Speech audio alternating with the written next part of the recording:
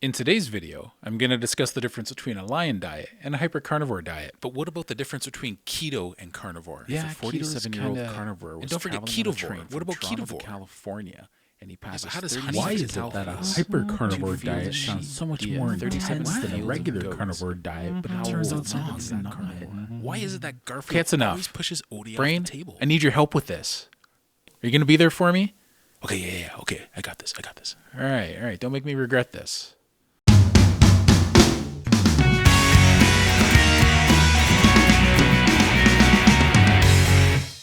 What's shaking, bacon? My name's Bruno Panucci. We'll start off this video with a bit of an update. So I've been doing this carnivore lion diet way of eating for on and off for a year and a bit now, a few months. I did lion diet for 4 solid months, and I've done it intermittently since then. And I'll be doing it on and off in the near future. So this month, one of my goals is to just have 3 meals and 3 snacks for the month. It's going pretty well. I'm doing that to see if I can lower my appetite. Instead of having maybe 2 pounds of ground beef in a sitting, seeing if I can bring that down to a comfortable 1 pound without feeling hungry afterwards. So every breakfast, lunch, and dinner, I'm having a pound of ground beef in burger patty form. So I'm having 1 burger patty at a time in between my breakfast and lunch and my lunch and my dinner.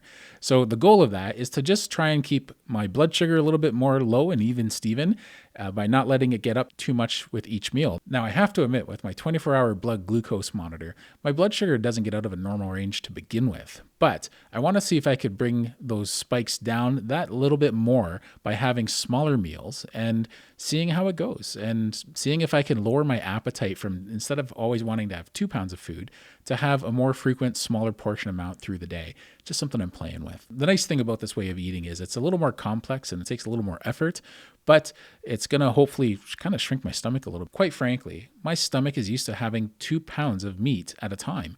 And, that stretches out to that size and it gets used to that size.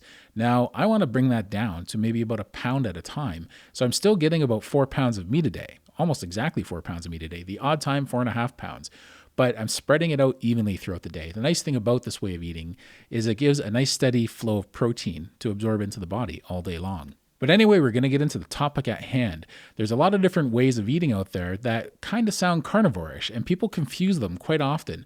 And I want to try and clarify them a little bit. So we're going to start with the more strict versions of eating and go down the list from there. We're going to start off with a lion diet. Now, the lion diet is a carnivore diet, so it falls under that umbrella of that way of eating, but it's a more strict version of a carnivore diet where you're just eating red meat, water, and salt, and that's it. Some people even don't have salt on it.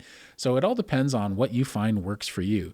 Now, I did that for a while in February, and I was getting about 5 pounds of meat a day, and it was all red meat. And I found I didn't have any problem for the little bit of time. I probably went a solid 2-week stretch without salt, but I really only had salt 3 days that month. So even though I cheated that month, I only had salt 3 days out of the 28 days in February.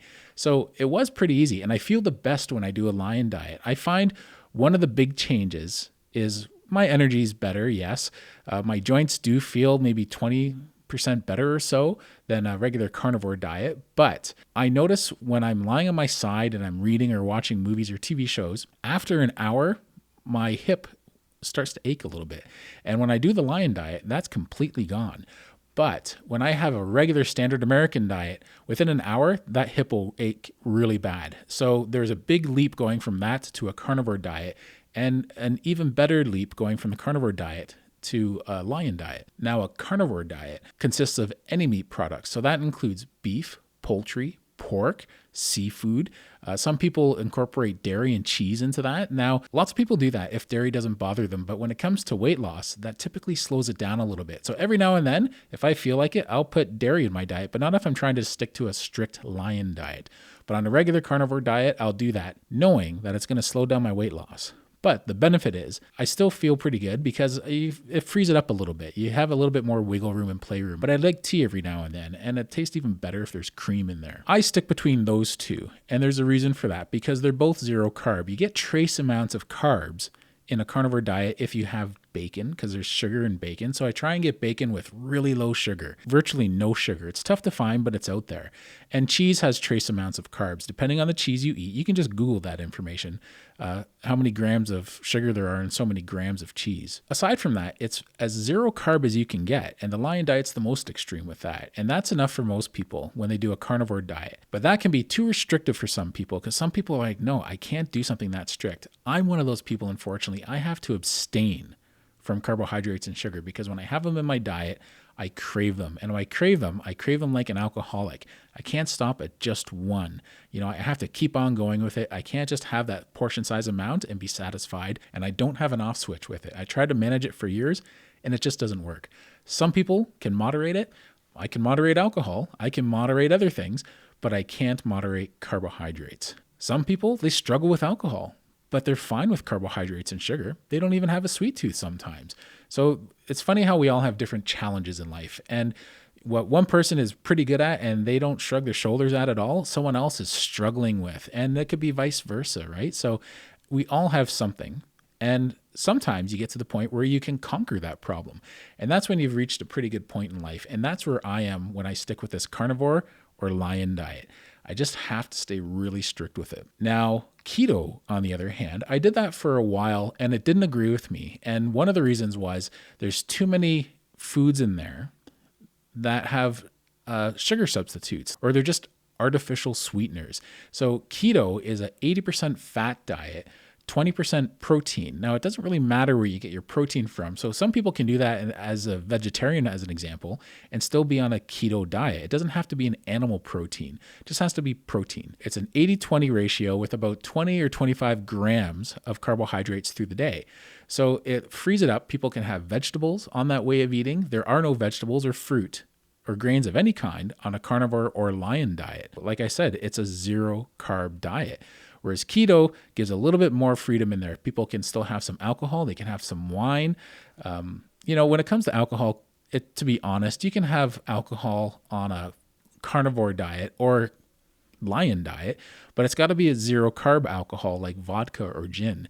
But some people like to have their wine at the end of the day. So you can find wines out there that are really low in sugar, and you can have 1 or 2 glasses in a day and still stick to your way of eating. Now, I can't do that because, like I said, there's carbs in that way of eating. I have family members that are keto and they can make all these beautiful looking desserts and they look great and they just use artificial sweeteners in them and they can have it and they can still be strict with their keto way of eating. But I can't do that because when I have those artificial sweeteners, I just crave the real stuff and then I go for it. So it's like a gateway sugar for me. So I have to be very cautious of that. And being on the edge is too close for me because I'll always fall off. I have to stay away from that edge. And it's easy for me to stay away from that edge.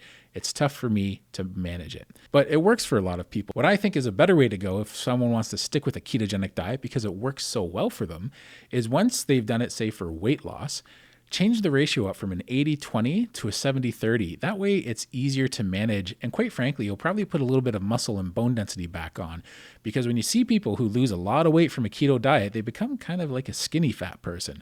We want to try and maintain our lean mass as we lose weight, whenever we lose weight. When you get to where you want to be, add that protein up so it goes up to like a 70% fat, 30% protein. And now you're getting a moderate to decent amount of protein in your diet. And it means you're going to last longer on it and you're going to keep doing well. Lots of people love it because they get this mental clarity. So between keto, carnivore, and Lion diet, the one thing people often talk about is the mental clarity. And it's true, you do get that. Some people go even further into fasting where their mental clarity goes through the roof. Now, I'm not a big fan of that because it teaches you to ignore your hunger signals. What I've been trying to do is get more in touch with my hunger signals. And now that I'm more in touch with my hunger signals, and I typically eat twice a day on a carnivore or Lion diet, what I'm trying to do is tweak my hunger signals and change them because sometimes my hunger signals are left over from the days where I binged. And the problem with binging is you get used to it. And even though I've managed my eating and my emotional eating better, and I'm not dealing with a sugar addiction, I'm still used to eating large amounts of food all at once. So that's one of the reasons why I've knocked it down to smaller portions all through the day. It's a lot more work. It's not as simple to do, but it's managing my portion sizes. And it's nice so that when this is done after, say, 2, 3, or 4 months, I might be comfortable having 2.5 or 3 pounds of meat in a day and not feel hungry, right? I find right now my body works best on between 4 and 5 pounds of meat a day. So a ketovore diet, this is like an offshoot of the carnivore diet.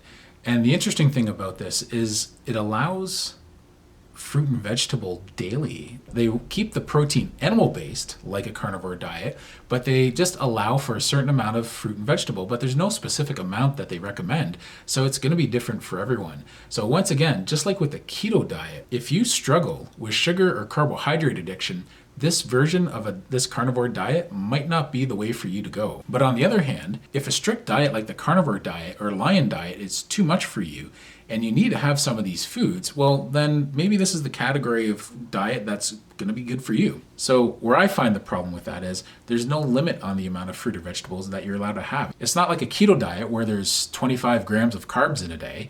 This is just open-ended. You're allowed to have a little bit every day, but define a little bit. So, if you're good at managing the carbs, like I said, this might be the way for you. If you're an abstainer versus a moderator, it's not for you. Now, technically, a hypercarnivore diet is someone that has food that is more than 70% animal protein. So the other 30% can be made up of vegetables of any kind. So for people who like to measure, one of the things I love about a carnivore diet is you get away from measuring foods and portion sizes and calories. You don't need that. Now, I've done it in the past, not to be guided by it, not to be limited by it, but just out of curiosity, just to understand how much I'm getting in a day when it comes to fuel. I typically don't let it adjust my thinking whatsoever. I pay more attention to how I feel. And I am trying to actively lower my appetite a little bit, but I think that's because I'm used to a big appetite. But when it comes to a hypercarnivore diet, 30% of your fuel can be carbohydrates of any kind. So, once again, that's a lot of measuring that people have to do, but some people come from that background and they're comfortable with it. And it might be a stepping stone to get them further towards a carnivore diet or lion diet, and it might help to make them feel better. So if this is something that you find works for you, then I understand why you might want to do it. It's really just a high protein diet when you look at it. You're allowed to have all the fruits and vegetables you want. Some people have honey on this way of eating. Now, there's a doctor out there, I just don't want to mention his name, and he started incorporating honey in his diet, and now there's a bunch of carnivores out there who are trying the carnivore diet for the first time, and they think honey's allowed on it. Well, honey's high in fructose, and it's a natural sugar, and they think it's okay because it's technically an animal product. But that's not the point of a carnivore diet. A carnivore diet is supposed to be a zero-carb diet. So why people would put honey in there is beyond me, because you're not doing a zero-carb diet anymore. Now, if you want to have carbohydrates because you feel like it helps with your endurance when you work out, I get that, right? Like when I do a carnivore or lion diet, when I'm lifting weights, I hit a wall fast. I would say at about the 20-minute mark, boom, I've hit a wall, I'm done. I need to rest before I can do any more activity. And that's if I'm doing a high intensity workout. But you only want a high intensity workout to be 20 minutes anyway. So it's a kind of win-win. Once you start working out longer than 20 minutes, you start eating into your metabolism. And you don't want that, because when you eat into your metabolism, you're kind of burning muscle and lean mass. So plant material can be a wide source, because technically sugar is a plant material. Bread is a plant material. So all these sugars and carbohydrates can easily get out of hand. So once again, if you have a rough time managing sugar and carbohydrates, this may not be the diet of choice for you. For some people, just going on a higher protein diet, they'll start feeling better, and it's going to raise their metabolism naturally. A higher protein diet is going to help you put on the lean mass that you've probably been struggling to get on a day-to-day basis because you just weren't getting enough protein in your diet. So sometimes your scale might go up 5 or 10 pounds on that way of eating, and it's not a bad 5 or 10 pounds. It might be a good 5 or 10 pounds. So, starting at the bottom, I would say it's hypercarnivore, which sounds the most serious and extreme of all of them, but it's actually one of the most relaxed and open-ended. And then from there, there's keto. And then from there, there's ketovore. And then from there, there's the carnivore diet. And then from there, there's the lion diet. It gets more strict. And like the lion diet, as I said, some people just have meat and water. They don't even have the salt. Because if you're doing your diet properly, you get enough natural salt in the food. Some people are just curious and don't understand the difference between all these versions of this diet. I just like to keep it simple. Carnivore diet, lion diet. And now that I'm pretty comfortable with it, I'm kind of playing around with it, right? I'm kind of learning to retrain my hunger signals a little bit. Now, I'm not trying to diss any of the ways of eating in this. I stick with the lion diet and carnivore diet and bounce between them, and I find it's advantageous for me. But you're different. You're going to do what works best for you, and sometimes you have to do it through trial and error to find out what works best for you. Anyway, I hope you found this video informative. I make 2 videos a week. I put them out Sunday mornings and Thursday mornings at 7:30 in the morning. I try and keep them on the shorter side, so if you like this video, tune in, subscribe, and maybe give it a thumbs up and leave a comment. Thanks a lot and take care.